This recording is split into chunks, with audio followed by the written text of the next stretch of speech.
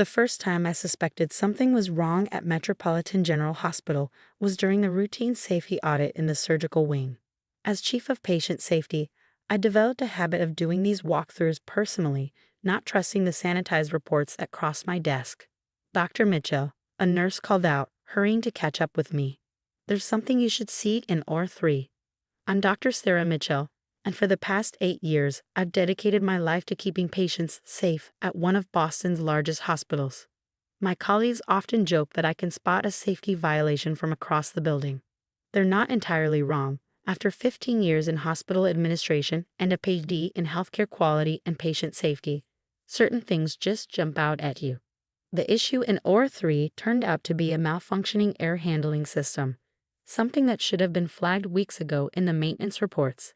But like many other problems I've been finding lately, it had somehow slipped through the cracks. How long has this been going on?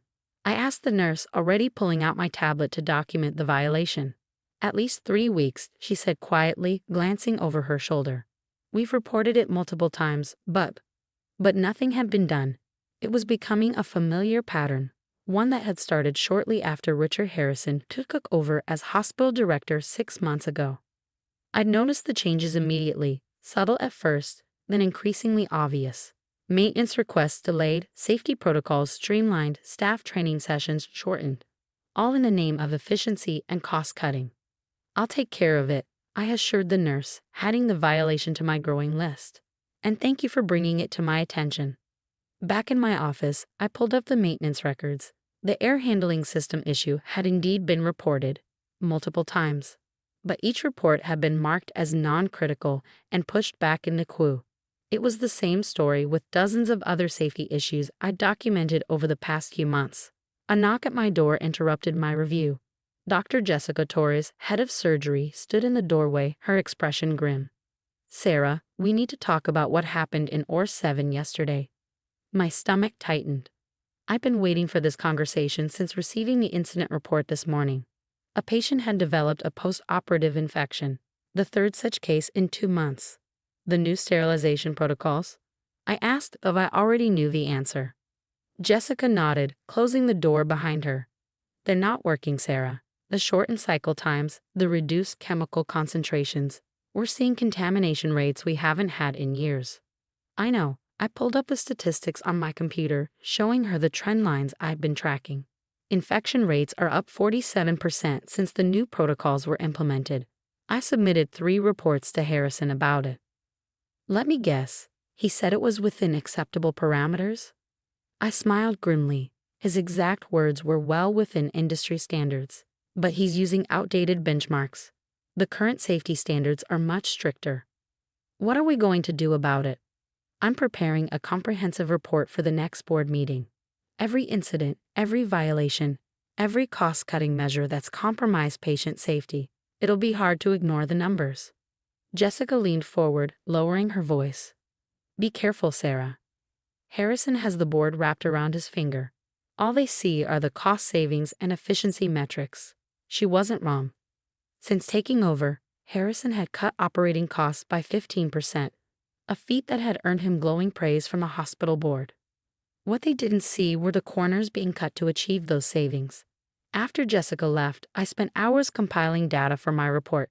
The patterns were clear and disturbing. Increased infection rates, longer recovery times, more post-operative complications, all coinciding with Harrison's efficiency improvements. But I needed more than just statistics. I needed concrete evidence that would force the board to act. Over the next week, I dug deeper into the hospital's records. What I found was worse than I'd imagined. Harrison wasn't just cutting corners, he was systematically dismantling safety protocols that had taken years to build. The sterilization issues were just the tip of the iceberg. Maintenance schedules had been stretched dangerously thin. Staff training hours had been slashed. Quality control checks had been reduced to the bare minimum required by law, and sometimes not even that. I documented everything meticulously, building a case that no one could ignore. But Harrison wasn't stupid. He must have noticed my investigations, my detailed questions, my careful documentation of every violation. The confrontation came sooner than I expected. It was late evening, and I was reviewing staff rotation schedules when Harrison burst into my office, his face flushed with anger. What the hell is this? He slammed a document onto my desk, a copy of the preliminary report I'd been preparing for the board. That, I said calmly, is a comprehensive analysis of patient safety metrics since your new protocols were implemented. This is garbage, he spat. Cherry-picked data designed to undermine my authority. Do you have any idea how hard I've worked to make this hospital efficient? Efficient at what cost? I stood up, meeting his glare. The infection rates in OR7 alone are well within acceptable parameters. He cut me off. You and your obsession with gold standard protocols are costing this hospital millions. Do you know how much money we've saved with the new sterilization procedures? Do you know how many patients have developed infections because of those procedures? His face darkened. Watch yourself, Dr. Mitchell. Your position here isn't as secure as you think. Is that a threat? It's a reality check. The board meeting is in 2 days. If you present this report, if you try to undermine everything we've accomplished, everything you've accomplished, I corrected him. And what exactly is that? Cutting costs by compromising patient safety, trading people's lives for profit margins?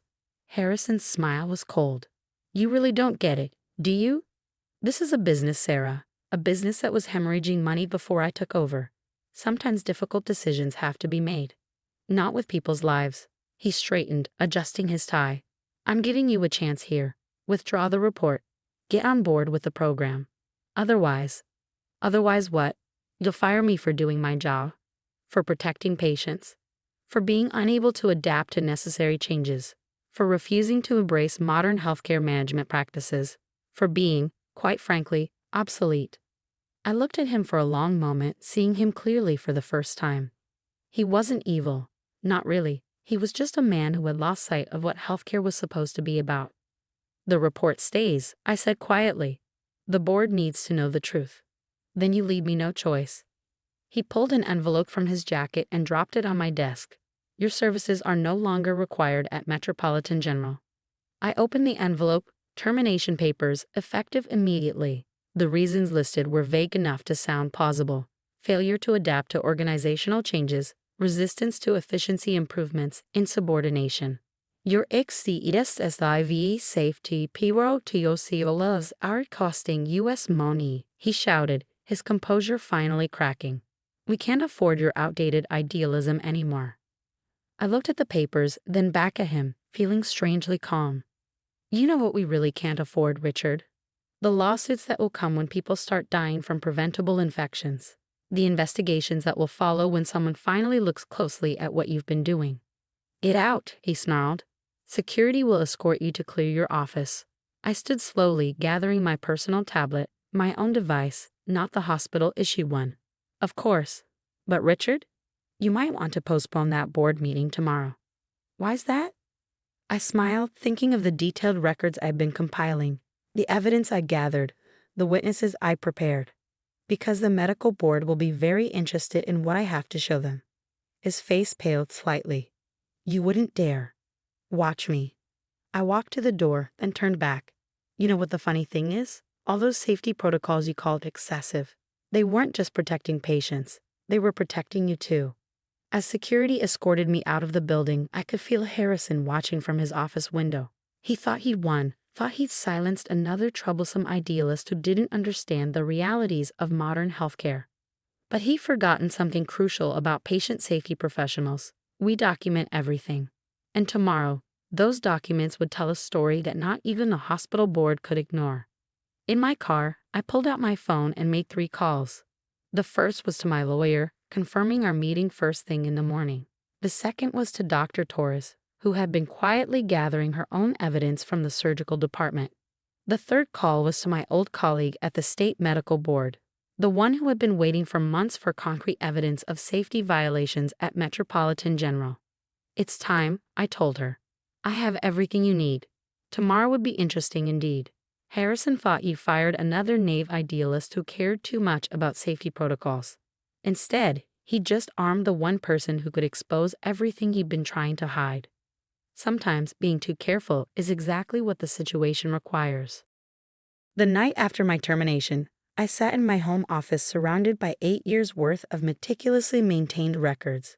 My laptop displayed a secure cloud drive containing thousands of documents, incident reports, safety violations, maintenance logs, and staff complaints.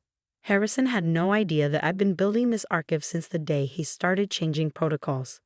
My phone buzzed. A message from Dr. Torres. 3 more post-op infections reported today. Harrison's trying to classify them as unrelated incidents.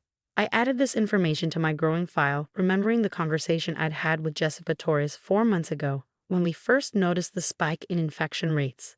Document everything, I told her then. Every infection, every complication, every deviation from standard protocols. And make copies. Lots of copies. She had done exactly that, as had dozens of other healthcare professionals throughout Metropolitan General. They'd seen what was happening under Harrison's leadership, and they trusted me enough to share their concerns and their evidence. At 7 a.m., I met with my lawyer, David Cohen, in his downtown Boston office. He'd already reviewed most of my documentation, but the new files from the past week made him raise his eyebrows. "This is more serious than we thought," he said, studying the infection rate charts. "These numbers, if these had been reported properly to the medical board." "They were reported," I corrected him. "Harrison just found ways to classify them differently. Split them into separate categories, spread them across departments so the pattern wouldn't be obvious." David nodded, making notes. "Deliberate misclassification of adverse events.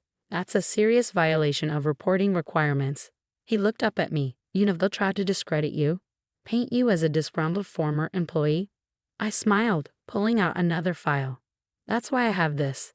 Every email, every memo where I raised concerns about the safety protocols. Every response where Harrison dismissed those concerns. And most importantly, I handed him a USB drive, recorded conversations from staff meetings where he explicitly ordered supervisors to implement these dangerous policies." "You recorded the meetings?" "Massachusetts is a one-party consent state," I reminded him. "And as chief of patient safety, documenting safety-related discussions was part of my job description." David let out a low whistle. "Harrison really didn't know who he was dealing with, did he?" "No, he didn't. He'd seen me as another bureaucratic obstacle, someone too focused on rules and regulations to understand the bigger picture of hospital management. What he hadn't realized was that patient safety professionals are trained to see the biggest picture of all, the human cost of cutting corners." At 9 a.m., I met with Dr. Catherine Sullivan from the State Medical Board. I'd known Catherine for 15 years, since our residency days. She'd gone into medical regulation while I focused on hospital safety, but we'd stayed in touch, sharing concerns about the increasing pressure on hospitals to prioritize profits over patient care. "My God, Sarah," she said, paging through my reports. "The sterilization protocols alone. How did he think he could get away with this?" "Because he almost did," I admitted. "He was smart about it, never making changes that would obviously violate regulations, just small adjustments, each one seemingly insignificant on its own. But in combination, they created a perfect storm. Reduced sterilization times, diluted cleaning solutions, shortened inspection protocols, all while maintaining just enough documentation to seem compliant." Catherine's face hardened as she read the infection statistics. 3 deaths from post-operative infections in the past month alone. And these were classified as complications due to pre-existing conditions, I quoted bitterly. Harrison found a way to blame every incident on something other than his cost-cutting measures. She set down the reports and looked at me seriously. "You know what will happen when we open a formal investigation? The hospital's reputation will suffer," I finished. "I know. I've worked there for 8 years, Catherine. I care about Metropolitan General, but I care more about the patients who trust us with their lives." She nodded slowly. "The medical board meets at 2 p.m. I want you there to present this evidence personally." As I left her office, my phone buzzed again. A message from Tom Parker, head of hospital maintenance. "Harrison's in the maintenance office, ordering us to update the service logs. What do you need me to do?" I smiled grimly. Even now, Harrison was trying to cover his tracks. "Don't interfere," I texted back. "But document everything he changes. Take pictures of the original logs first." The next few hours were a blur of preparation. I met with Dr. Torres and other department heads who had agreed to testify about the safety violations. Each brought their own documentation, their own stories of how Harrison's policies had endangered patients. Maria Gonzalez, head surgical nurse, had kept a personal log of every infection that could be traced to the new sterilization protocols. Dr. James Wu from emergency medicine had documented how reduced maintenance on critical equipment had led to failures during crucial procedures. At 1:30 p.m., we gathered in the medical board's waiting room. Harrison wasn't there yet. He probably thought he had at least another day before I could organize any kind of response to my termination. Dr. Mitchell, a board assistant, appeared. "We're ready for you." I stood gathering my materials. Dr. Torrey squeezed my arm supportively. "Given health, Sarah." Inside the boardroom, Catherine was already seated with the other board members. Their faces were serious as I began setting up my presentation. At 1:45, the door burst open. Harrison strode in, his face flushed. "What is the meaning of this? I wasn't notified of any board hearing." "Mr. Harrison," Catherine said coolly, "how fortunate you could join us. We were just about to review some concerning evidence about safety protocols at Metropolitan General." He turned to me, his expression murderous. "You had no right." "Actually," I interrupted calmly, "as Chief of Patient Safety, I had every right and responsibility to report safety violations to the proper authorities. Your termination of my employment doesn't change that obligation. These are internal hospital matters. 3 deaths from preventable infections in the past month alone." I cut in. "Are those internal matters too?" The board chairman leaned forward. "Mr. Harrison, please take a seat.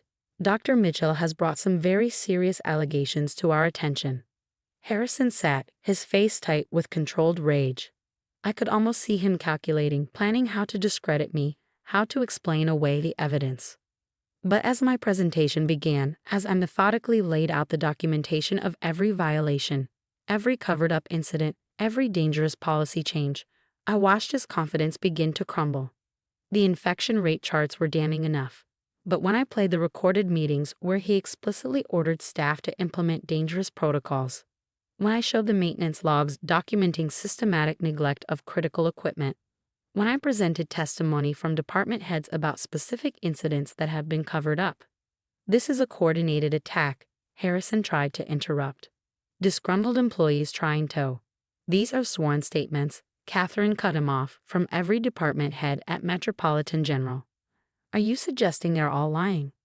I continued my presentation, showing how Harrison had manipulated reporting categories to hide adverse events, how he pressured staff to minimize safety concerns, how he created a culture of fear that discouraged incident reporting.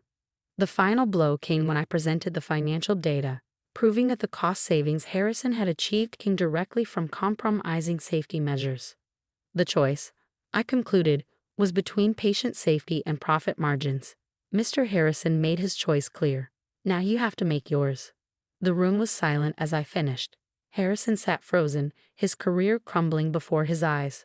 The board members exchanged glances, their expressions grave. Catherine spoke first. "Mr. Harrison, do you have any response to these allegations?" He straightened his tie, attempting to recover his composure. These protocols were all within acceptable parameters. "According to whose standards?" I interrupted, pulling up another document. "Because according to current medical board regulations, which I've highlighted here, virtually every protocol change you implemented violated safety requirements. The hospital was losing money, and now it may lose its accreditation," the board chairman said quietly. "These violations, the scope of them." Harrison's face went pale. Loss of accreditation would be a death sentence for Metropolitan General. "Unless," I said carefully, "immediate corrective action is taken. I've prepared a comprehensive plan to restore proper safety protocols along with a monitoring system to ensure compliance." The board members looked at me with interest. Harrison looked like he'd swallowed something bitter. "You planned this," he said softly. "All of it." "No, Richard." I corrected him. "You planned this the moment you decided that profit margins were more important than patient lives. I just documented it." The next 2 hours were intense. The board reviewed every piece of evidence, questioned every witness, examined every document. Harrison's attempts to defend his actions grew increasingly desperate as the weight of evidence mounted. By 5 p.m., the board had reached its decision. Harrison was suspended pending a full investigation. Metropolitan General would be placed under direct board supervision until proper safety protocols were restored, and I was asked to oversee that restoration. As we left the boardroom, Harrison stopped me.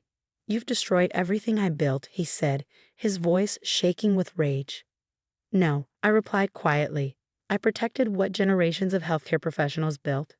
A system where patient safety comes first. You tried to destroy that. I just wouldn't let you." Walking out of the building, I checked my phone. Messages were pouring in from hospital staff who had heard about the board's decision. Relief, gratitude, and hope filled their words. Tomorrow would bring new challenges: rebuilding trust, restoring protocols, repairing the damage Harrison had done. But for now, I felt a deep satisfaction. Sometimes being too careful means being exactly careful enough. The morning after the medical board hearing, I walked back into Metropolitan General not as a disgraced former employee, but as the board-appointed Safety Compliance Director. The irony wasn't lost on anyone, especially not on the hospital board members who had supported Harrison's efficiency measures. Dr. Mitchell, Board Chairman William Douglas greeted me stiffly in the main conference room. "We've reviewed the medical board's requirements for reinstatement of full accreditation. And I kept my voice neutral, though I could see from their faces that the reality of the situation had finally sunk in. "The costs of implementing these safety protocols," he began, "are significantly less than the cost of losing accreditation," I finished, "or the lawsuits that would follow if the public learned about the compromised safety standards." The room fell silent. These were business people used to thinking in terms of profits and losses.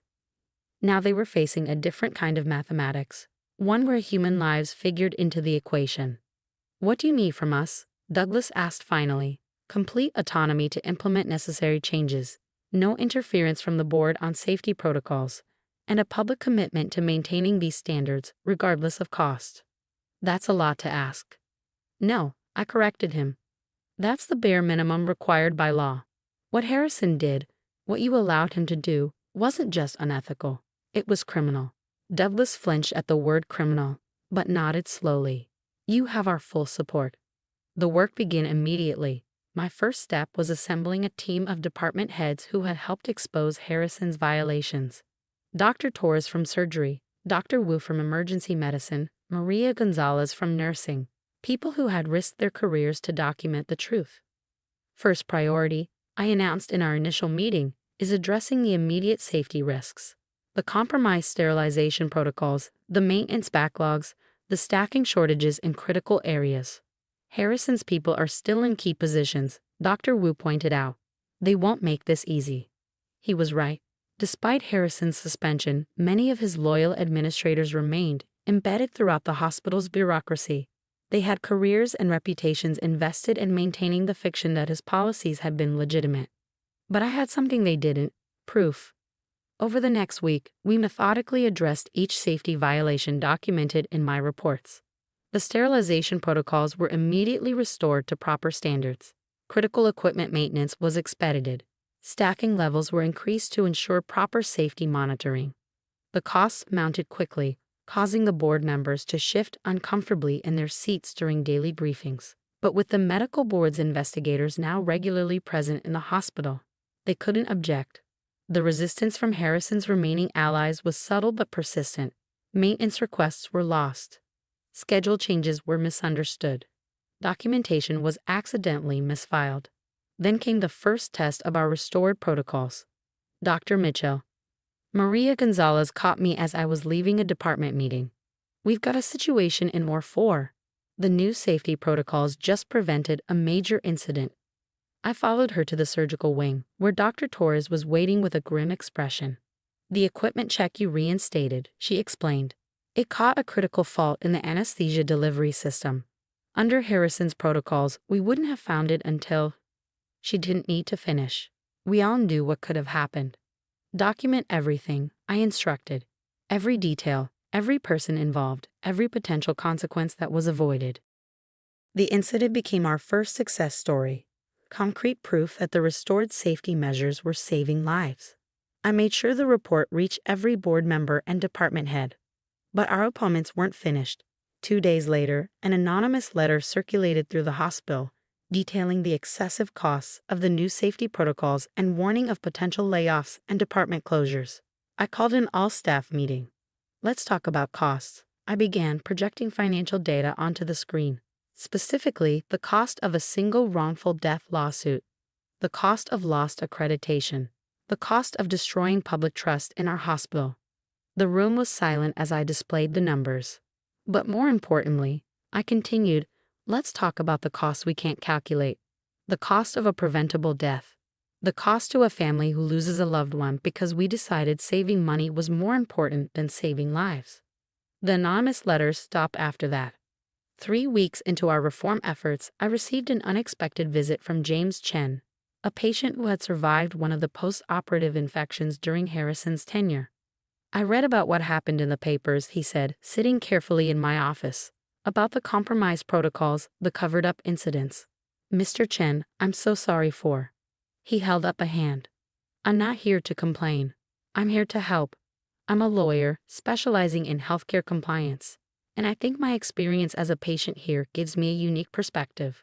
By the end of our meeting, we had outlined a patient advocacy program, a direct channel for patients to report safety concerns without fear of being ignored or dismissed. The changes weren't easy, and they weren't quick. Every day brought new challenges, new resistance, new attempts to compromise or circumvent the safety protocols. But we had something Harrison never understood: the support of the people who actually did the work. Nurses, doctors, technicians, maintenance staff. They had all seen the consequences of compromised safety standards.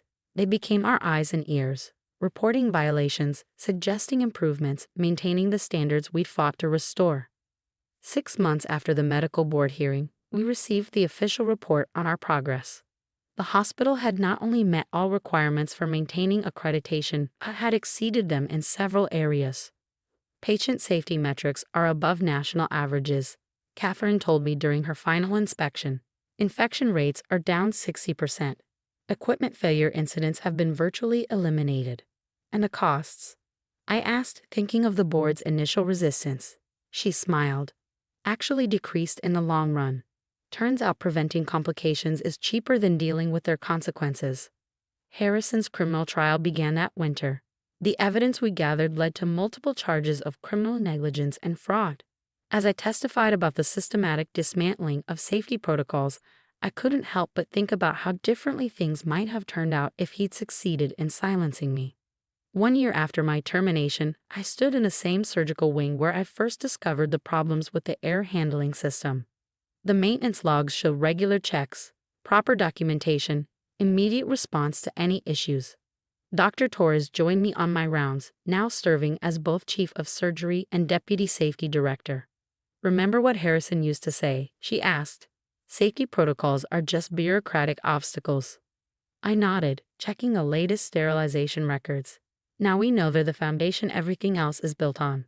The hospital had changed profoundly. Safety wasn't just a department or a set of protocols anymore. It was part of the culture, integrated into every decision, every procedure, every aspect of patient care. Harrison's efficient policies had saved the hospital $15 million over 6 months. Our safety protocols had saved something more valuable: trust. Trust from patients, from staff, from the community. Last week, I received a letter from a patient's family. Their mother had undergone high-risk surgery at Metropolitan General. The procedure had gone perfectly, with every safety protocol followed exactly as designed. We chose your hospital, they wrote, because we heard about your commitment to patient safety. Thank you for showing us what that really means. I pinned the letter to my office wall, next to the termination notice Harrison had given me a year ago.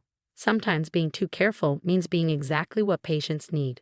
Metropolitan General became a model for other hospitals, proof that patient safety and financial stability aren't mutually exclusive. We developed training programs sharing our protocols and procedures with healthcare facilities across the country.